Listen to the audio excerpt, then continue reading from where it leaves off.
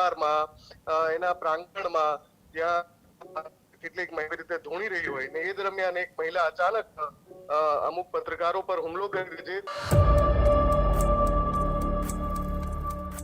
મંચ ઉપર કોઈ આમ આદમી પહોંચવાની કોશિશ કરે તો એમને તુરંત રોકી લેવામાં આવે છે. સિક્યોરિટી એટલી ટાઈટ હોય છે. તો અહીંયા તમને દેખાશે દ્રશ્યોમાં ગાર્ડ ઉભા તો છે પણ એટલા એક્શનમાં નથી દેખાઈ રહ્યા. અંધશ્રદ્ધાના આરોપો અને વિવાદ વચ્ચે બાબા બાગેશ્વરના દિવ્ય દરબારમાં મહિલાઓ ધૂણી. સ્ટેજ આગળ મોટી સંખ્યામાં મહિલાઓ ધૂણતી નજરે પડી. ધૂણતી એક મહિલાએ પત્રકાર પર હુમલો કરતા અફરાતફરીના દ્રશ્યો પણ સર્જાયા.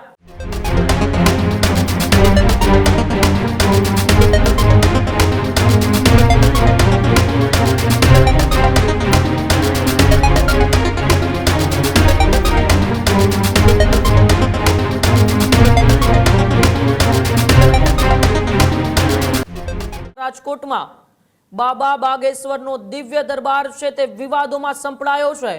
બાબા બાગેશ્વરનો વિવાદ એ વધુ વકર્યો છે. રાજકોટની અંદર અંધશ્રદ્ધાના આરોપો અને વિવાદ વચ્ચે બાબા બાગેશ્વરના દિવ્ય દરબારમાં મહિલાઓ ધૂણી. બાબાના દિવ્ય દરબારમાં અનેક લોકો ધૂણવા લાગ્યા. સ્ટેજ આગળ મોટી સંખ્યામાં મહિલાઓ ધૂણતી નજરે પડી. ધૂણતી એક મહિલાએ પત્રકાર પર હુમલો કરતા અફરાતફરીના દ્રશ્યો પણ સર્જાયા. આ ઘટનાથી પુરુષોત્તમ પીપળિયાએ જે આક્ષેપો કર્યા હતા તેમને પણ બળ મળ્યું છે.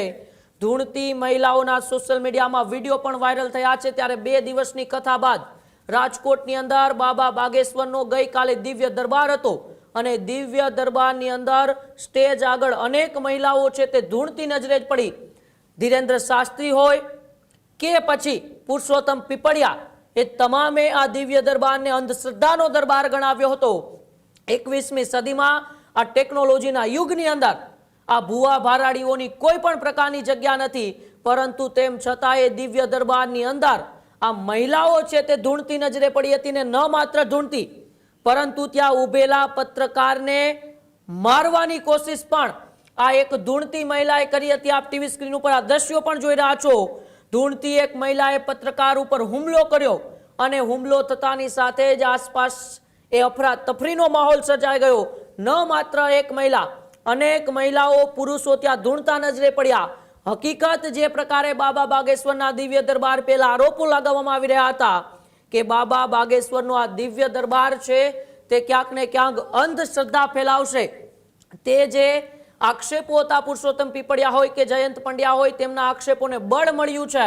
ત્યારે વધુ માહિતી માટે ફોન લાઈન ઉપર મુફદ્દલ મારી સાથે જોડાયેલા છે. મુફદ્દલ, 21મી સદીના યુગમાં રાજકોટની અંદર બાબા બાગેશ્વરના દિવ્ય દરબારમાં મહિલાઓ ધૂણી અને એક મહિલાએ તો પત્રકાર ઉપર હુમલો પણ કરી દીધો. મુફદ્દલ, એ રાજકોટની અંદર બાબા બાગેશ્વરનો દિવ્ય દરબાર હતો. દિવ્ય દરબારની અંદર મહિલાઓ ધૂણતી નજરે પડી. અંધશ્રદ્ધાના જે આરોપો હતા એ આરોપોને બળ મળ્યું અને એક મહિલાએ તો પત્રકાર ઉપર હુમલો પણ કરી દીધો. બિલકુલ, આ પ્રકારના દ્રશ્યો જ્યારે સર્જાય ત્યારે જે સવાલો ઉઠી રહ્યા હોય એને ચોક્કસથી બળ મળે છે. કેમ કે લગાતાર જ્યારથી બાબા બાગેશ્વર રાજકોટ આવવાના હતા ત્યારથી જે એમનો જે દરબાર છે એ ચર્ચામાં હતો અને ખાસ કરીને પુરુષોત્તમ પીપળિયા જેવા જે સ્થાનિક આગેવાનો છે એમણે વિષય ઉઠાવ્યો હતો કે અંધશ્રદ્ધાની વાત લાવ્યા હતા. પણ આમાં સમજવું એ જરૂરી છે કે આસ્થા અને અંધશ્રદ્ધા વચ્ચે બહુ પાતળી ભેદરેખા હોય છે. અને જ્યારે આ પ્રકારના દ્રશ્યો સર્જાય ત્યારે એક સૌથી મોટો સવાલ એ ઉઠે છે ઉમંગ, કે જ્યારે પણ બાબાનો દિવ્ય દરબાર હોય ત્યારે એ જોવામાં આવ્યું છે કે કોઈ પણ ભક્તજન અગર જો મંચ પર જવા માંગતો હોય તો સિક્યુરિટી હોય છે, એક સિક્યુરિટી હોય છે. પણ જ્યારે એ દરબારમાં એના પ્રાંગણમાં જ્યાં કેટલીક મહિલા રીતે ધૂણી રહી હોય ને એ દરમિયાન એક મહિલા અચાનક અમુક પત્રકારો પર હુમલો કરી જે દ્રશ્યો બતાવી રહ્યા છે, આમાં આપણે કોઈ સાંભળેલી વાત નથી. દ્રશ્યો દેખાય અથવા તો જે દ્રશ્યો બયાન કરી રહ્યા છે ચોક્કસથી ઉઠી રહ્યો છે કે ત્યારે બાબાના જે સિક્યુરિટી ગાર્ડ્સ હતા એ ક્યાં હતા, એ કેમ એ મહિલાને રોકી નહોતા રહ્યા, કે પણ પત્રકારો પર હુમલો કરી રીતે એ આખી ઘટના પાછળ કેમ બાબાની જે સિક્યુરિટી ટીમ છે એમાંથી કોઈ વચ્ચે ના પડ્યું, ત્વરિત મંચ ઉપર કોઈ આમ આદમી પહોંચવાની કોશિશ કરે તો એમને તુરંત રોકી લેવામાં આવે છે. સિક્યુરિટી એટલી ટાઈટ હોય છે.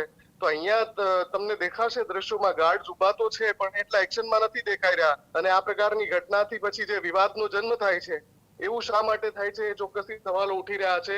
અને અહીંયા ફરી એકવાર એ સવાલો પણ ઉઠવાના છે જ્યારે આવી રીતે પૂર્ણતા જોવા મળે છે, કેમ કે આ જ પ્રકારના વિડીયો બીજા ધર્મના કોઈ જ્યારે ધૂણતા લોકો જોવા મળે તો એના ઉપર સવાલો ઉઠાવવામાં આવે છે. તો અહીંયા પણ સવાલો આ પ્રકારની ઘટના કેમ બની, પણ સિક્યુરિટીનો પણ અહીંયા એક મુદ્દો ઉઠે છે. પત્રકારો પર હુમલો કેવી રીતે થયો, કયા સંજોગોમાં થયો, કોણ હતા એ બેન અને કોણ હતું એની પાછળ, એ પણ એક તપાસનો વિષય બની જાય છે. ઉમંગ. જી બિલકુલ, આભાર મુફદ્દલ મારી સાથે જોડાવા બદલ અને માહિતી બદલ. હજુ સુધી તમે અમારી ચેનલને સબસ્ક્રાઇબ નથી કરી તો અત્યારે જ ન્યૂઝરૂમ ગુજરાતને સબસ્ક્રાઇબ કરો, ફેસબુક અને ઇન્સ્ટાગ્રામ પર ફોલો કરો.